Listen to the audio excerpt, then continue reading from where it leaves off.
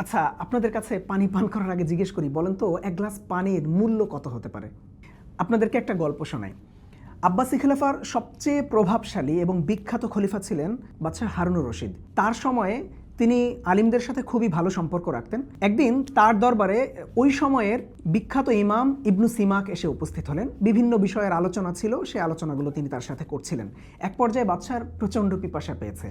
তিনি খাদিমকে ডেকে বললেন যে পানি আনতে। খাদিম যখন পানি এনে দিয়েছে এবং তিনি সেই পানি মুখের কাছে নিয়েছেন, তখন ইবনু সিমাক তাকে থামিয়ে দিলেন, বললেন বাচ্চা আপনি একটু অপেক্ষা করেন। এবং অপেক্ষা করার পর তখন তিনি এই প্রশ্নটা জিজ্ঞেস করলেন যে আচ্ছা আমিরুল মুমিনিন, আপনার যদি এখন যেই তৃষ্ণা পেয়েছে এর চেয়েও আরও অনেক বেশি তৃষ্ণা পায়, এই এক গ্লাস পানির মূল্য আপনার কাছে কত হবে? হারুনুর রশিদ যেহেতু এমনিতেই অনেক জ্ঞানী মানুষ ছিলেন, তখন তিনি কিছুটা ভাবলেন। ভাবার পর তিনি উত্তর দিলেন, এক গ্লাস পানির বিনিময়ে আমি আমার অর্ধেক সাম্রাজ্য দিয়ে দিতে রাজি আছি। তখন ইবনু সিমাক বললেন, ঠিক আছে আপনি পান করেন। এখন হারুনুর রশিদ পানি পান করে গ্লাসটা রেখে দিলেন। এরপর ইবনু সিমাক তাকে আবার জিজ্ঞেস করলেন, আচ্ছা আমিরুল মুমিনিন, ধরেন আপনি পানিটা তো পান করেছেন, এখন এরপর আপনার প্রচণ্ড প্রস্রাবের বেগ এলো, আপনি কোনো কারণে প্রস্রাব করতে পারছেন না, পেটে পানি আটকে আছে। এখন এই পেটের পানি অথবা প্রস্রাব বের করার জন্যে আপনি আসলে আপনার কতটুকু সম্পদ খরচ করতে রাজি আছেন? তখন তিনি কিছুক্ষণ চিন্তা করে বললেন, আমি আমার বাকি সাম্রাজ্যও বিলিয়ে দিতে প্রস্তুত আছি। এই সময় এসে ইবনু সিমাক আমিরুল মুমিনিনকে বললেন, দেখেন, এক গ্লাস পানি পান করা এবং সেটা পেট থেকে বের করার জন্যে আপনি আপনার পুরো সাম্রাজ্য খরচ করে ফেলতে রাজি হয়ে গেছেন। এবার ইবনু সিমাক আমিরুল মুমিনিনকে বললেন, আচ্ছা আমিরুল মুমিনিন, একটু ভাবেন, এক গ্লাস পানি এবং প্রস্রাবের জন্যে আপনি আপনার পুরো সাম্রাজ্য বিলিয়ে দিতেও প্রস্তুত। তাহলে এই সাম্রাজ্য যদি আপনাকে আখিরাত থেকে ভুলিয়ে রাখে, সেটা কত বড় বোকামি হতে পারে, একটু ভাবেন। দর্শক, এই জায়গায় আপনার সাথে আমার একটু কথা।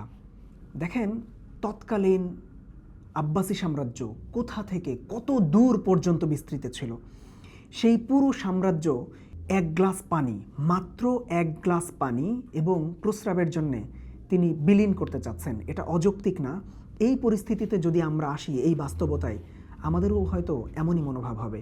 এবং দুর্ভাগ্যজনক হলো, দুনিয়া নিয়ে আমরা এতই ব্যতিব্যস্ত হয়ে আছি যে আখিরাতের ব্যাপারে আমাদের কোনো হুঁশ নেই। এই মুহূর্তে আমি আপনাদেরকে এই গল্পটি যেই বই থেকে শোনালাম, সেটি হলো সালাফদের থেকে আমরা কত দূরে, এই বই থেকে।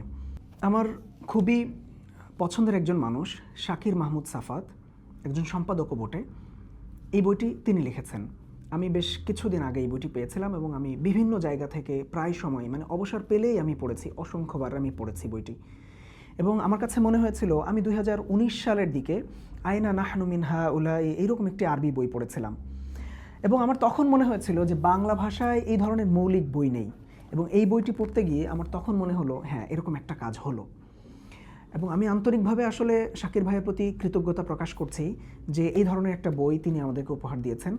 আমার মনে হয় আমরা যারা দুনিয়ার নানান রকম ব্যস্ততায় আমরা আমাদের নিজেদের জীবন দুর্বিষহ করে তুলেছি, আমাদের উচিত মাঝে মাঝে এই ধরনের বইয়ের শরণাপন্ন হওয়া এবং আমাদের নিজেদেরকে কিছুটা রিফ্রেশমেন্টের মধ্যে নিয়ে যাওয়া। আল্লাহ তাআলা আমাদেরকে তৌফিক দান করেন।